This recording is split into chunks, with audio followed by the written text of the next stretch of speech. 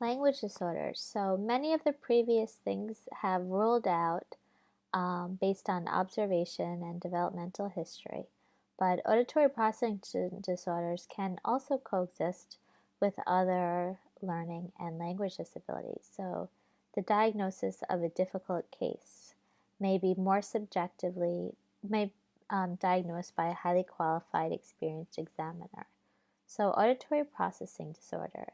Children whose recognition and use of language is not age appropriate and inconsistent with their level of intelligence, about 2 to 3% of children, twice as likely to be found in boys. They may have additional learning disabilities, poor listening skills, short attention span, poor memories and reading comprehension, problems with reading and spelling. It's difficult to recognize speech in the presence of background noise. That's like the hallmark of auditory processing disorder, that these children have trouble identifying speech in the presence of background noise. And this may contribute to delays in speech and language and poor performance in schools. Also, lower self-esteem. They may make inappropriate social contacts. They may prefer to play alone.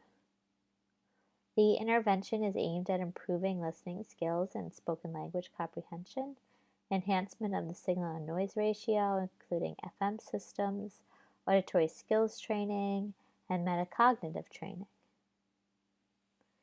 Psychological disorders. So hearing loss acquired early in life may affect a child's social, intellectual, and emotional development.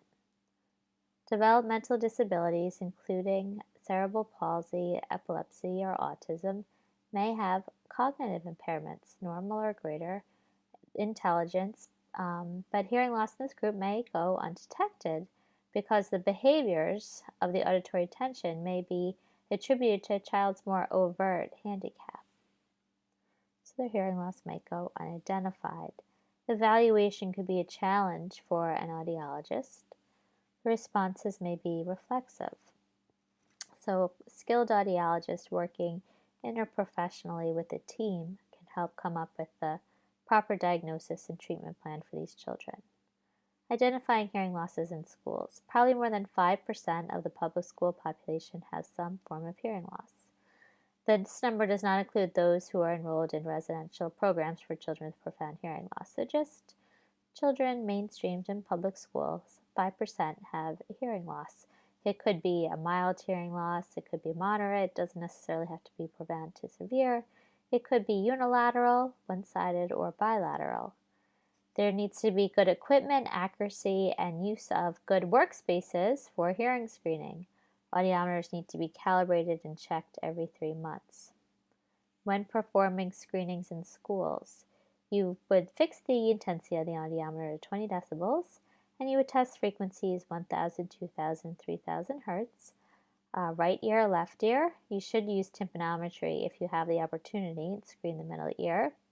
You could also screen for acoustic reflexes, and without the proper environment, testing is useless. So if you're going to be testing in the cafeteria while classes are walking by, that's not the best environment. You need a quiet room like the library or the nurse's office. Some children might have non-organic hearing losses. So a non-organic hearing loss could be caused by a range of things, from misunderstanding the test instructions to malingering to a psychogenic disorder. So a non-organic hearing loss is a fake hearing loss, or a child that's pretending to have a hearing loss.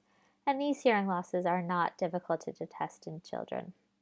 The earlier they're identified, the earlier they are managed. So a child might be using a hearing loss or pretend hearing loss as a crutch to avoid emotional, social, or academic problems. These children who have this non-organic hearing loss do not appear to have any difficulty in normal conversation. They have normal speech thresholds despite apparent hearing loss in the pure tone. So they do normal on speech. It's really impossible to fake a hearing loss. And it's very hard for children to do that too. Subjectively, it's too hard. It's impossible to be consistent on an audiogram and speech testing. So the audiologist must be able to identify this non-organic hearing loss when they see it, and then talk to the parents about the behavior and refer for additional counseling if necessary. You're never supposed to call a child out on it or make them feel uncomfortable. You just say, the results are really inconsistent. The computer says that everything's okay, but maybe you didn't understand my directions.